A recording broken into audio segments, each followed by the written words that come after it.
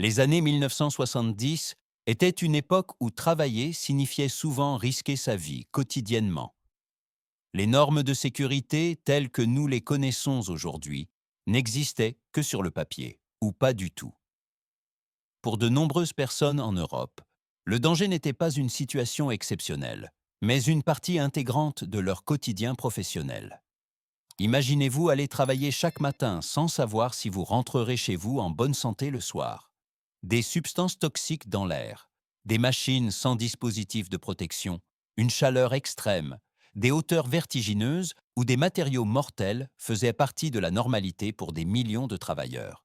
À l'époque, on parlait à peine des dommages à long terme, des risques de cancer ou des dangers invisibles qui ne devaient s'avérer mortels que des années plus tard. Aujourd'hui, ces professions semblent presque impensables. Et pourtant, il y a quelques décennies à peine, elles étaient réelles, nécessaires et répandues. Dans cette vidéo, nous allons jeter un œil à 10 des métiers les plus dangereux des années 1970, des professions que de nombreux Européens connaissent encore par expérience personnelle ou par leur entourage, mais qui ont depuis complètement disparu ou ont été remplacées par la technologie. Certains de ces travaux ont bâti des industries entières, d'autres ont rendu des milliers de personnes malades ou leur ont coûté la vie. Et c'est précisément pourquoi il ne faut pas les oublier. 1. Travailleurs de l'amiante. Travailler avec le poison invisible. Dans les années 1970, l'amiante était considéré comme un matériau indispensable pour la construction et l'industrie. Pour les travailleurs, cependant, cette substance représentait un danger permanent. Chaque jour, ils inhalaient de fines fibres d'amiante, généralement sans vêtements de protection ni masque respiratoire, car les risques étaient encore sous-estimés. Ces minuscules fibres se déposaient profondément dans les poumons et y restaient pendant des années.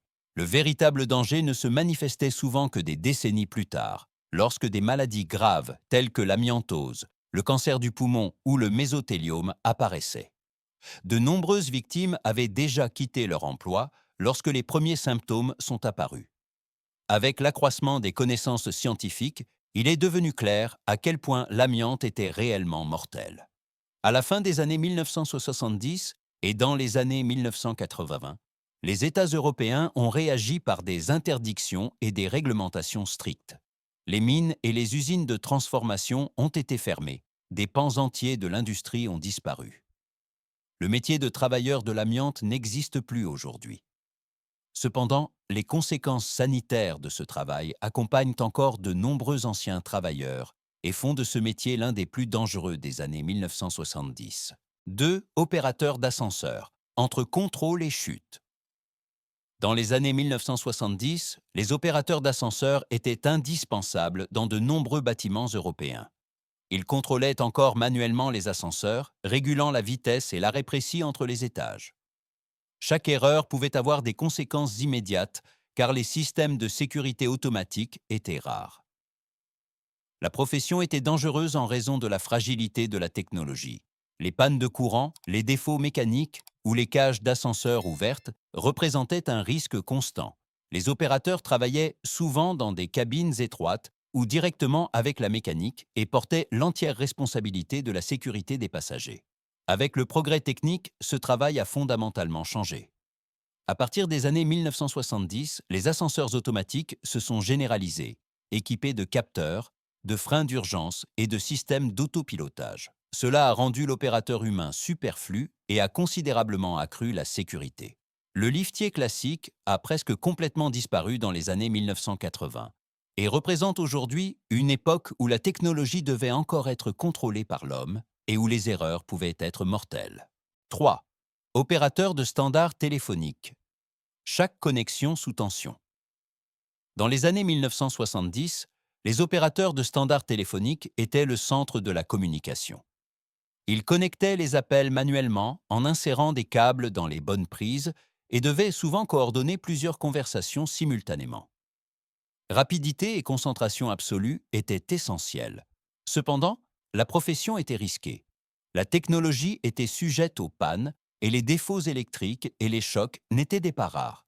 Des heures de travail prolongées, une forte pression et des positions de travail inconfortables augmentaient en outre la charge de travail, surtout dans les situations d'urgence. Avec l'avènement des systèmes de numérotation automatique, ce métier a rapidement perdu de son importance. À partir des années 1970, les gens pouvaient composer eux-mêmes, ce qui rendait la communication plus sûre et plus efficace.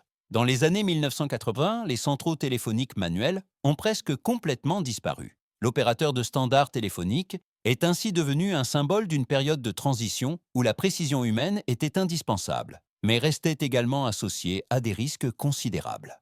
4. Laminateur d'acier. Travailler au bord de la chaleur. Dans les années 1970, les laminateurs d'acier travaillaient directement avec du métal incandescent et comptaient parmi les travailleurs industriels les plus exposés. Ils formaient l'acier à des températures extrêmes face à des machines lourdes et des gerbes d'étincelles. Chaque journée de travail se déroulait dans un environnement où la moindre erreur pouvait causer de graves blessures. Les mesures de protection étaient limitées et les brûlures ou les écrasements étaient fréquents. Néanmoins, ce travail était indispensable, car l'acier constituait la base de la construction et de l'industrie. Seul le progrès technique a apporté des changements. À partir de la fin des années 1970, les systèmes de laminage automatisés ont repris les tâches les plus dangereuses. Le laminateur d'acier classique a progressivement disparu et représente aujourd'hui une époque où la force de travail humaine était souvent plus importante que la sécurité. 5. Bûcheron. Danger à chaque coupe. Dans les années 1970, les bûcherons comptaient parmi les travailleurs les plus dangereux d'Europe. Avec des tronçonneuses lourdes et peu sécurisées, ils abattaient de grands arbres, souvent au fond de la forêt, et loin de toute aide. Chaque journée de travail était physiquement extrêmement exigeante et pleine de risques imprévisibles. Des arbres qui tombaient, des branches qui se cassaient et des retours dangereux des tronçonneuses entraînaient régulièrement de graves accidents. Les vêtements de protection étaient rares. Les blessures ou les incidents mortels faisaient partie du quotidien. Malgré tout, le bois était indispensable pour la construction et l'industrie. Avec le progrès technique, ce travail a changé. À partir de la fin des années 1970 et dans les années 1980, les machines forestières modernes ont progressivement remplacé les tâches les plus dangereuses.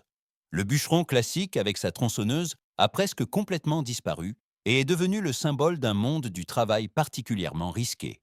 6. Aiguilleurs ferroviaires. Une erreur, une catastrophe. Dans les années 1970, les aiguilleurs ferroviaires jouaient un rôle central dans le trafic ferroviaire. Ils actionnaient encore manuellement les aiguillages et travaillaient souvent à quelques mètres seulement des trains en mouvement. Chaque décision devait être prise rapidement et précisément. La profession était extrêmement dangereuse. Les aiguilleurs se déplaçaient entre des wagons lourds, accouplèrent les trains à la main et travaillaient par tous les temps. La technologie de protection était limitée. Les accidents avec des blessures graves ou une issue fatale n'étaient pas rares. Avec le progrès technique, ce travail a fondamentalement changé. À partir de la fin des années 1970 et dans les années 1980, les aiguillages automatiques, les signaux modernes et les commandes centralisées ont remplacé le travail manuel. L'aiguilleur classique a disparu, rendant le trafic ferroviaire nettement plus sûr. 7. Projectionniste, cinéma à risque d'incendie. Dans les années 1970, les projectionnistes étaient responsables du bon déroulement des séances de cinéma. Ils changeaient de lourdes bobines de film, surveillaient la projection et travaillaient généralement dans des salles de projection étroites et chaudes. Ce que beaucoup ignoraient, leur lieu de travail était extrêmement dangereux en cas d'incendie. Les films étaient souvent composés de matériaux très inflammables. Une surchauffe ou de petites erreurs pouvaient déclencher des incendies. Les systèmes de protection étaient limités. Les accidents n'étaient pas rares. Malgré tout, une concentration maximale était nécessaire pour projeter le film correctement. Avec l'introduction de matériaux cinématographiques plus sûrs et, plus tard, de la projection numérique, cette profession dangereuse a disparu. Le projectionniste classique est devenu superflu et représente aujourd'hui une époque où le cinéma était encore un véritable risque pour la sécurité. 8. Ouvrier d'usine chimique. Danger sans signal d'avertissement. Dans les années 1970, les ouvriers d'usines chimiques travaillaient quotidiennement avec des substances hautement toxiques. Ils étaient exposés à des produits chimiques, des vapeurs et des gaz, souvent sans vêtements de protection adéquats ni système de sécurité moderne.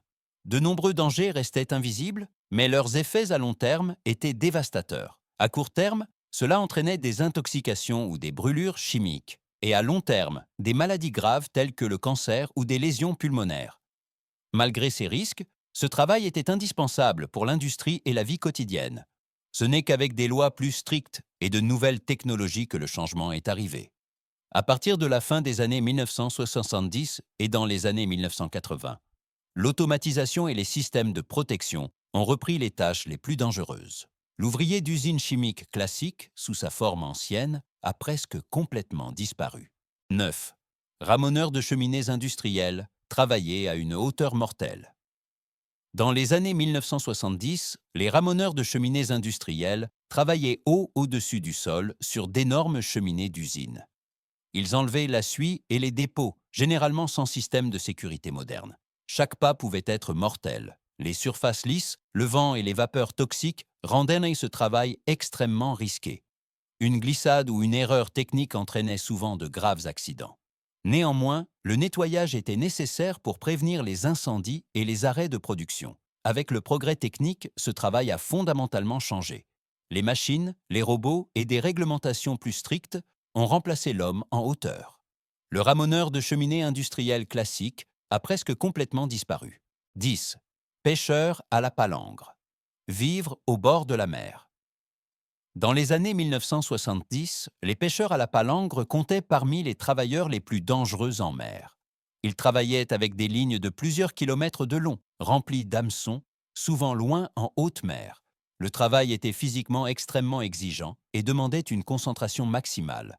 Les tempêtes, les vagues hautes et les lignes emmêlées pouvaient devenir mortelles en quelques secondes. Les équipements de sécurité modernes étaient rares, l'aide souvent lointaine. Malgré tout, cette méthode de pêche promettait des rendements élevés.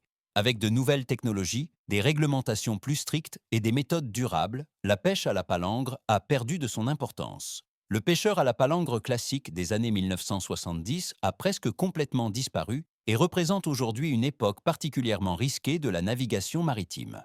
Si nous regardons aujourd'hui ces métiers des années 1970, une chose est particulièrement évidente. Le progrès était souvent payé à l'époque au prix de la santé et de la vie humaine. Ce qui semble impensable aujourd'hui était le quotidien de millions de travailleurs en Europe il y a quelques décennies seulement. Ils travaillaient sans protection suffisante, sans sécurité à long terme, et souvent sans savoir quelles conséquences leur travail aurait des années plus tard. Beaucoup de ces emplois n'ont pas disparu parce qu'ils étaient inutiles, mais parce que leur coût était trop élevé. Les nouvelles technologies, des lois plus strictes et une conscience croissante de la sécurité au travail ont fait en sorte que les gens n'ont plus à prendre les mêmes risques aujourd'hui pour gagner leur vie. Chaque profession disparue raconte donc aussi une histoire d'apprentissage, de souffrance et de changement. Ces emplois dangereux nous rappellent l'importance des normes de sécurité modernes et que le progrès technique ne devrait pas seulement signifier l'efficacité, mais surtout la protection. Derrière chaque statistique se trouvaient de vraies personnes, des familles et des destins qui ont rendu ce changement nécessaire. Si ce voyage dans le passé vous a plu, restez connectés. Abonnez-vous à la chaîne et découvrez d'autres histoires d'une époque qui fut plus dure, plus dangereuse, mais aussi formatrice pour notre monde actuel.